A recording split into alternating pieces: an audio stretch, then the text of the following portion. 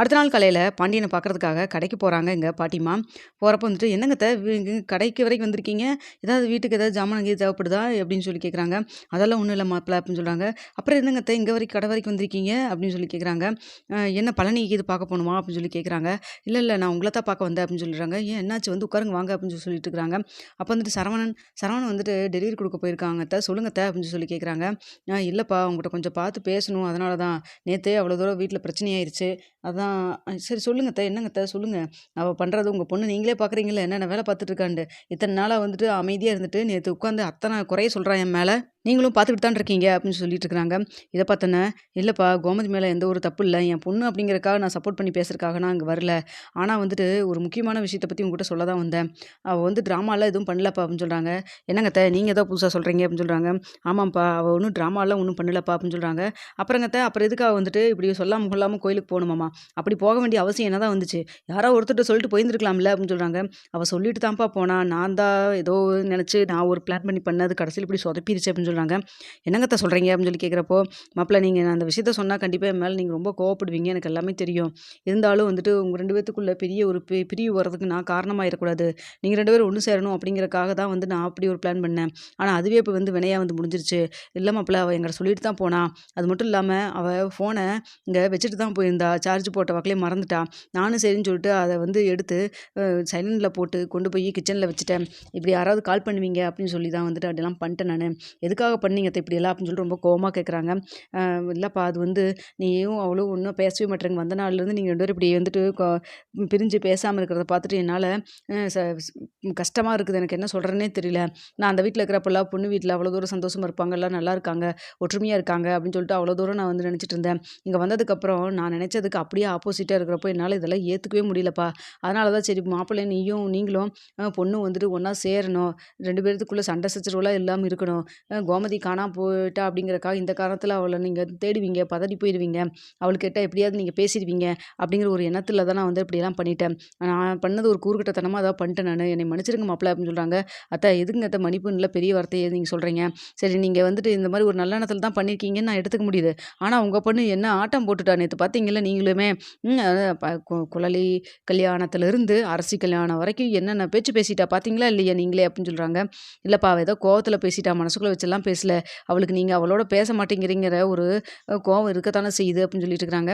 எப்படிங்க அத்த பேச முடியும்? சொல்லுங்க பார்க்கலாம். அவ பண்ண காரியம் அப்படி அப்படின்னு சொல்றாங்க. இல்லப்பா அதான் நான் அவ சொல்றா பார்த்தீங்கள்ல.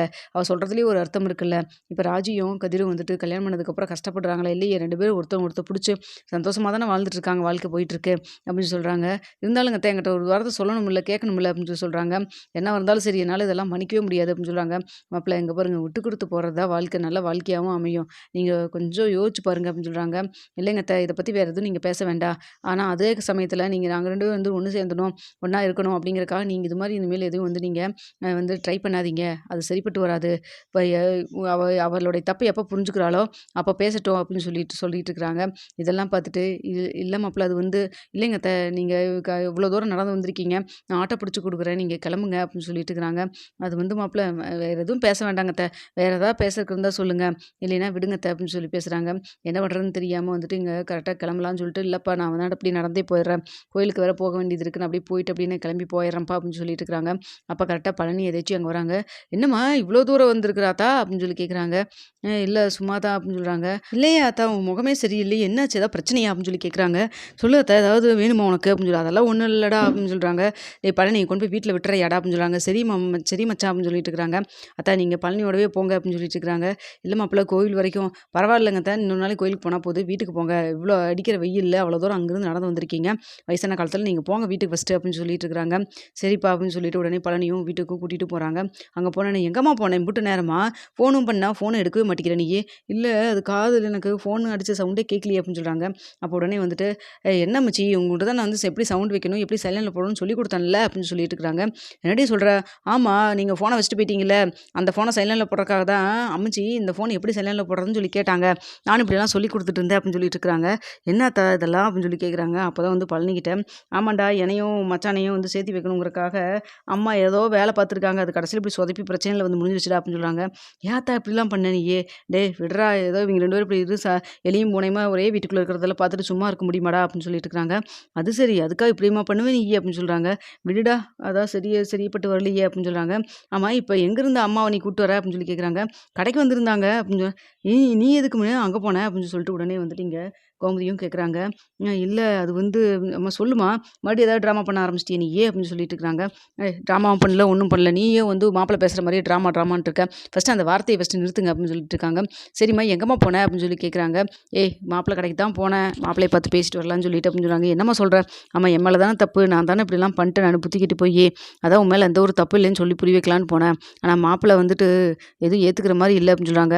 "அம்மா நீ என்ன பண்ணினாலும் அவரு கேட்க மாட்டாரும்மா. அவருக்கு என்ன தோணுதோ அதான் அவரு பண்ணிட்டு இருப்பாரு. நீ சொல்றதெல்லாம் விட்டுரு சரியா? அவர்கிட்ட வந்துட்டு எப்படி வந்து இது பண்ணணுமோ அப்படி பண்ணிக்கலாம். விடு நீ கம்முனு இரு" அப்படின்னு சொல்றாங்க. "இல்லடி கோமதி அது வந்து அம்மா நீ கொஞ்சம் அமைதியா இரும்மா. நீ கம்முனு சாப்பிட்டுட்டு கம்முனு போட்டாட்டம் வீட்ல இரு. அதோட விடு. அவர பத்தியெல்லாம் நீ எதுவும் கவலைப்பட்டுட்டு இருக்காத. அவர் எங்க போயிருவாரு. அதெல்லாம் வந்து புரிஞ்சுப்பாரு. கொஞ்சம் டைம் எடுக்கும். அவர் இப்போ தான் அப்படிங்கிறத விட்டுட்டு இப்போ நானும் சில விஷயத்துல முடிவெல்லாம் எடுக்கிறேன்ல.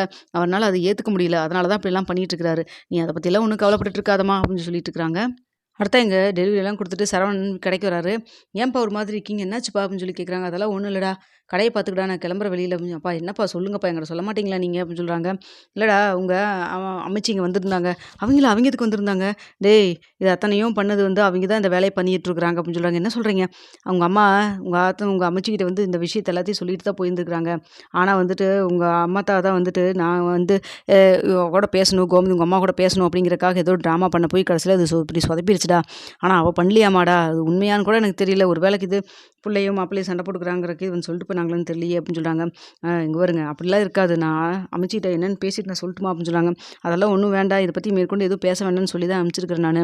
பரவால்ல விட்றா எனக்கு மனசே சரியில்ல. நான் தான் தேவையில்லாம கொஞ்சம் உங்க அம்மா ஓவரா திட்டிட்டேனோன்னு எனக்கு தோணுதுடா" அப்படின்னு சொல்றாங்க. "அப்பா அப்படிலாம் ஒண்ணும் இல்லப்பா. நீங்களும் போய் அம்மாட்ட பேசுனீங்கன்னா, அம்மாவும் கூட பேசுவாங்க. 2 பேரும் நார்மல் ஆயிருவீங்க. கொஞ்சம் பிடிவாதத்த விட்டு குடுங்களேங்கப்பா.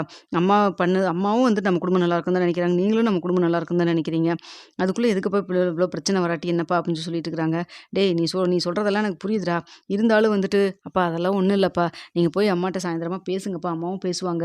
பிரச்சனை இல்லாம இருந்தா தானப்பா வீட்ல நல்லாருக்கும். எங்களுக்கும் நல்லாருக்கும். உங்க 2 பேத்தையும் எப்பவுமே ஒண்ணாவே பார்த்துட்டு இப்படி 2 பேரும் பிரச்சனை பண்ணிக்கிறத பார்த்தா ரொம்ப கஷ்டமா இருக்குதுப்பா" அப்படின்னு சொல்லிட்டு இருக்கிறாங்க. அப்ப வந்துட்டு "சரிடா நான் கொஞ்சம் வெளில போயிட்டு வரேன்" அப்படின்னு சொல்லிட்டு பாண்டியன் வெளில போறாங்க. அங்க போய் கடையில வந்து டீய குடிச்சிட்டு உட்காந்துட்டு இருக்காரு. அப்ப வந்துட்டு யோசிக்கிறாரு. நம்ம தான் கொஞ்சம் ஓவரா இது பண்ணிட்டோமோ! அவ நாடகம்லாம் போடலையோ! உண்மையாலுமே இப்போ அதுவும் கொஞ்ச நாளா இப்ப வந்து நம்மள அவர் கண்டுக்கிறதும் இல்ல, ஒண்ணும் இல்ல. சாப்பாடு கூட எடுத்து வைக்கிறதில்ல. அவ வேலைய பார்த்துக்கிட்டு தான் இருக்கிறா. நாம தான் தேவையில்லாம வந்துட்டு ஏதோ வந்து அவள நேத்து திட்டின மாரி தோணுது. அவ கேட்கறதும் கரெக்ட்டு தானே! சில விஷயத்துல வந்து அவ முடிவு எடுத்த மாரி நம்மளும் வந்து கல்யாண விஷயத்துல வந்து முடிவு எடுத்திருக்கோம்ல. நாம என்ன அவள கேட்டுட்டா முடிவு எடுத்திருக்கோம். அப்படிங்கிற மாரி வந்துட்டு இங்க பாண்டியன் ஒரு நிமிஷம் யோசிக்கவும் செய்றாங்க. அப்போ வந்துட்டு சொல்றாங்க, "சரி எதுக்கு இன்னைக்கு போய் வீட்ல போய் சாயந்தரம் நேரம் பேசி தான் பார்க்கலாமே" அப்படிங்கிற மாரி நெனச்சுட்டு கடையெல்லாம் அடைச்சதுக்கப்புறம் வந்துட்டு இங்க சரவணனும், பாண்டியனும் வீட்டுக்கும் போறாங்க. அங்க போனோனே வந்துட்டு அங்க உட்காந்துருக்காங்க கோமதி. போனோனே வந்துட்டு "சாப்பாடு எடுத்து வை வா" அப்படின்னு சொல்லி கூப்பிடுறாங்க. "டேய் என்னடா யாரோ என்கிட்டலாம் வந்து பேசுறாங்க. உண்மையா தான் பேசுறாங்களா?" "அதான் பேசுறேன்ல வா" அப்படின்னு